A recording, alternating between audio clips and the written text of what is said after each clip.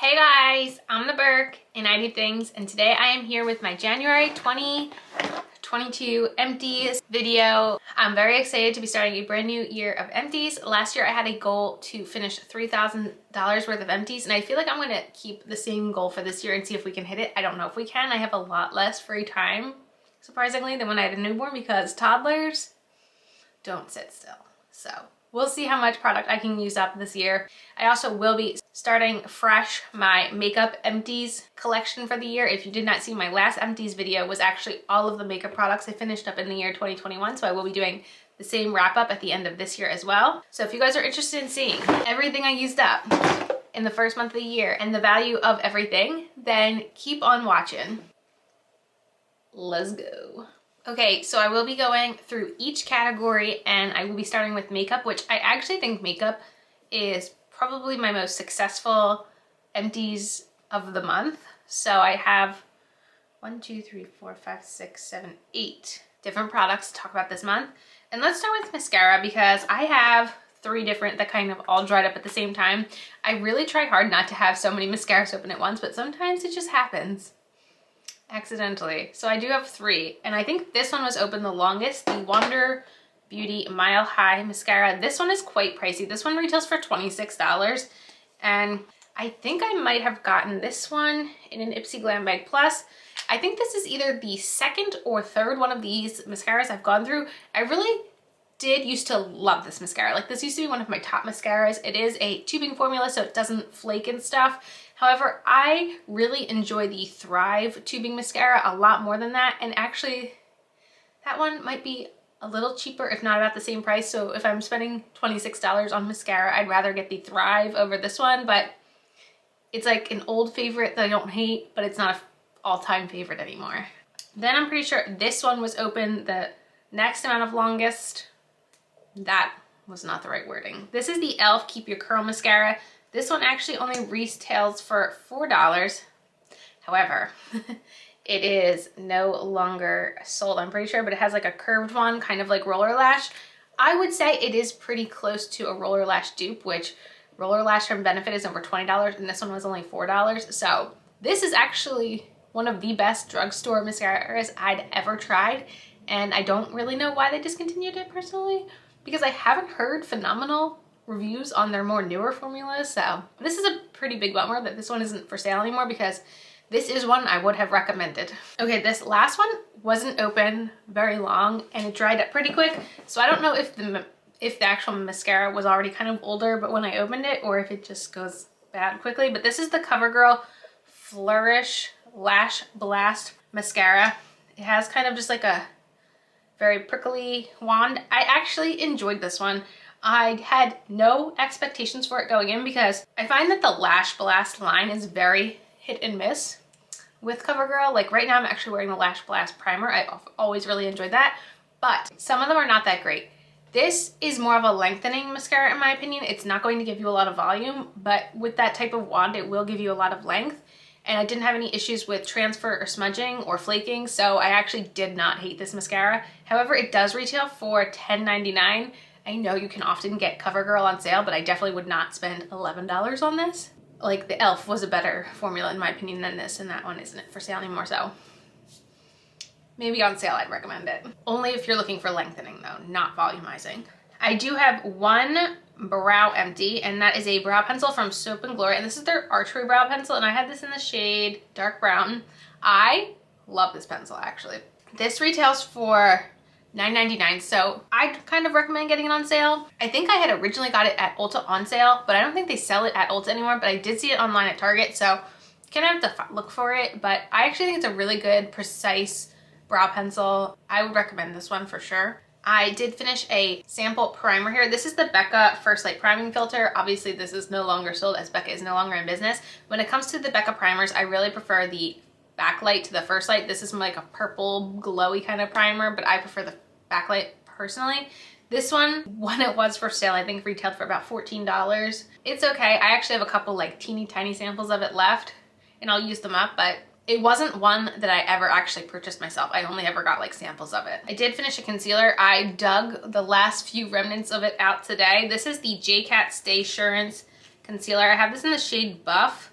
but like I was scraping the sides of this thing. This retails for $7.99.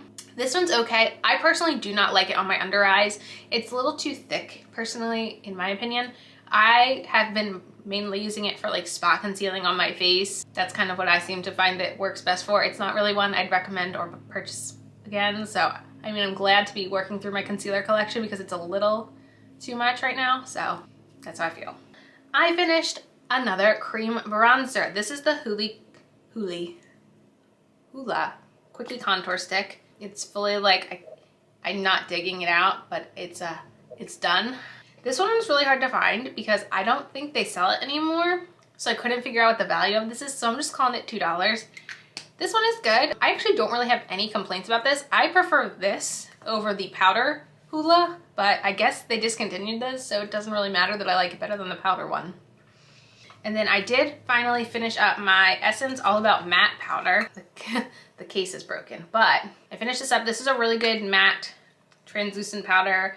It only retails for $3.99. Yeah, I mean, I really like this. I have used this a lot, especially in the summertime for setting anything that's like gotten a little too crazy throughout the day. Or I have, to finish it up, I was using it to set my eyelids. It's a really nice, affordable matte powder, honestly. So those were all my makeup empties this month. And the total of all those products came out to $78.98. The next category I have is lip balm, and I do have a lip balm empty this month. And this one is one I purchased in 2020 in like a little Kosas set from Sephora. And this is the Kosas Sport Lip Balm in Baseline, which is just their clear shade. I really liked this. This was just like a really comfortable like lip balm, really easy to put on. I actually have a tinted version that I got in a set last year. I haven't tried their tinted version yet, but I really enjoyed this. It was just comfortable. It wasn't like something I would have worn like as an overnight lip balm. It was really nice just to like throw on whenever during the day. It does retail for $18, so it's a little bit on the pricey side. I would recommend getting on sale, but yeah, I really did enjoy this lip balm. So for the month, my lip balm empties are $18. Now, going into skincare, I do break it up into 3 categories, just general skincare, facial cleansing, and masks. So for skincare, I do have 4 empties this month. We'll start with the one that's a mini, and this is from Belief, and this is their moisturizing eye balm. This was so luxurious. Sometimes I think that under eye like moisturizing creams are more for like something I want to slather all over my face, but they're so expensive to do that with. But this is a free sample I got, but this tiny sample retails for $9.71. Belief is pricey. Their products feel fantastic, but they're pricey. So I'm not going out and buying this, but I enjoyed every second of using this thing. Next is from Tower 28, and this is their SOS spray. I know this is very popular, and I understand why it's very popular. It's really good for like, it has the ingredient, what is it called? Hypochlorous acid. And that's like really good for like bacteria on your skin. Like you can use a spray like this, like not just on your face, you can use it really anywhere on your body because that I think kills bacteria, and a lot of people like to use it for like acne and stuff. But I do know that other brands sell a similar type of spray a little bit more affordable. So I think if I really wanted that ingredient, I would look for it elsewhere. Actually, this wound up expiring before I fully finished using it, which was very upsetting. And I knew it expired because when you spray this on your face, it smells like you're spraying your face with chlorine. And at some point it stopped smelling like chlorine. So I wasn't thrilled with that. And this retails for $28. Next, I finished an SPF. This is the Biore UV Watery Essence.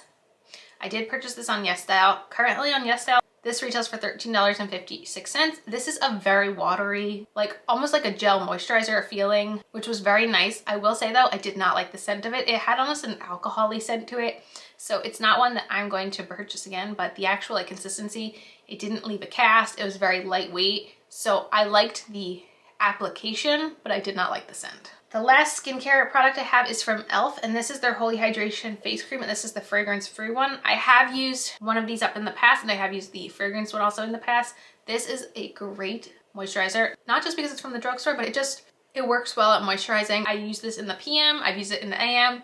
It really just is an easy, good product to use. And it also, I meant to say, retails for $12, so it's pretty affordable. So those 4 products came out to $63.27 for this month's skincare empties. I did finish one facial cleanser, and I really had intended for this one to be in last year's empties, but it just felt never ending, and especially as someone who did not enjoy it, it felt super never ending. And this was actually something my mom had bought for herself and didn't like it and asked if I wanted to try it, and I said yes. This is the Tatcha, the Rice Polish Classic. It's like a little powder that you put in your hands and you wet, and then you can like wipe everything down. Did not enjoy it, honestly. Was not a big fan. Don't get the hype. Retails for $65. It's not for me. I've used things from Tatcha that I thought were really nice, but I just did not enjoy this. So my facial cleansing empties for the month came out to $65. I did not use up any masks the past month. I do have one mini in hair care that I can mention, and that is the Briogeo Be Gentle, Be Kind Avocado and Kiwi Mega Moisture Superfood Mask. I think I got this as a free sample from Sephora. This is okay. I've used it in the past. It's really not my all-time favorite hair mask. My favorite hair mask, honestly, is the one from Amika. So yes, I did choose the Amika birthday gift this year from Sephora. This retailed for $4.75, this little sample, and it just doesn't make enough difference for me in my hair to really justify paying for the full container. So for January, my hair care empties are $4.75. For body care, I do have 3 products. The boring one we'll start out with is my deodorant, my Degree Cool Rush. This retails for $2.79. Next is a body wash that I despised, and I was so glad to finally be done with it. This is from Soul Body, and this is their body wash. They call it like a coconut hydrating. It definitely smells like coconut, but it's just like a boring coconut. Does that make sense? Like, I feel like if you're gonna make a scent and it's gonna be coconutty, I feel like you have to add other scents into it to like make it like feel tropical or something. But this just smelled like somebody was like, all right, put a little coconut in there. It was just like not a great scent in my opinion. And then the actual like formula, like I like something thick and moisturizing when I'm taking a shower, and this was just like thin and not moisturizing, and I feel like I had to, the pump never really worked well. Like it was always stuck, and it was not a pleasant experience using this. It does retail for $14, and I'm just so glad to be moving on to another body wash, honestly. The last product, I didn't know where to categorize it, so we're calling body care for scents. So this is from Sol de Janeiro, and this is their perfume. It's basically the Boom Boom Cream in a perfume. I'm wearing the body spray right now. It smells exactly like the body spray, and it's so much more expensive than the body spray. I don't understand. This little vial retails for about $1.38, and I don't know. If you've tried the perfume and the body spray like me, like, do you get a difference? Because I don't get the difference. I don't think like the scent lasts longer personally. I just think it's a waste of money. For body care this month, my empties came out to $18.17. The next category is hand soaps, and I have 3 from Bath & Body Works. This first one was in our upstairs hall bathroom, and this is the Honolulu Sun, which is Fresh Island Coconut, Pacific Palm, and Driftwood. Not just coconut. But I will say, this is probably one of the most coconutty tropical scents. I really do like it. Obviously, it's been open for a while. We didn't just open Honolulu Sun in the middle of the winter. Our downstairs sinks get used a lot more than our upstairs sinks, so we have all like the summery scents up here still, but yeah, I like this one. This is maybe the 2nd or 3rd time I've used this. It's a really good like summery scent. Next, I have this one. This one actually I didn't even say. This one specifically retails for $7.50, but never pay full price for something at Bath & Body Works. I feel like I have to say that every time. This is Frosted Cranberry. My mom actually gave this one to me. This is Frosted Cranberry, Red Apple, Blonde Wood. Retails for $6.50. This one smelled really good. It just like had like a very crayon apple-y scent. Enjoyed it. I also have no idea why the different soaps have different prices on it. I don't really understand. Lastly is this one. This is one of the White Barn. This is Kitchen Lime. I loved this one. We had this one in our kitchen. And this one is Sweet Lime, Lemon Zest, and Sugar Cane. It was like the perfect kitchen hand soap, but this one is $8.50. I don't know why, but yeah, I really, really liked this one. I would get this one again for our kitchen, and I just really liked this packaging. I thought like it looked really sleek for the kitchen. Somebody is snow blowing outside, so I don't know if you're gonna be able to hear that, but we're in the middle of a blizzard here. My January hand soap empties came out to $22.50. The last category I have is candles, and I do have 4. So I was waiting for Candle Day to order all my like wintry scents this year, and that was a terrible plan, but that's what happened. So the first candle I actually burned was one I had purchased in, I'm guessing 2020, from Grove Collaborative. I don't even have a membership to them anymore because I bought so much cleaning supplies in 2020, like it'll last me forever. But this is from the Grove brand, and this is their evergreen scent, and it just has like a very like, this is a tree. This is a tree. It didn't have the worst throw. It didn't have the best throw. It was very in the middle. It's a 1 wick. It retails for $16.95. I don't know. It was too plain. Like, it wasn't like an original scent. I feel like it just literally smells like this is a tree. There's nothing else, just a tree.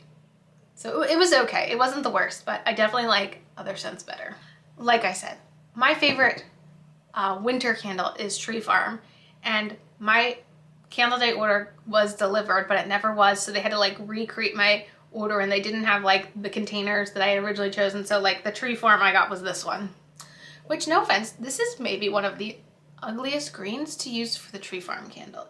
It's just like, it's a lot. It's like a bright green, like maybe like more of a like tree colored green would have been appropriate, but Tree Farm is one of my favorites. It's crisp pine needle, warm cedar, spiced apple. It's just, this is more that the cedar and the apple really help bring out the pine, and I just love this scent so much more than that evergreen. And this is one of their newer candles, so this one retails for $25.50.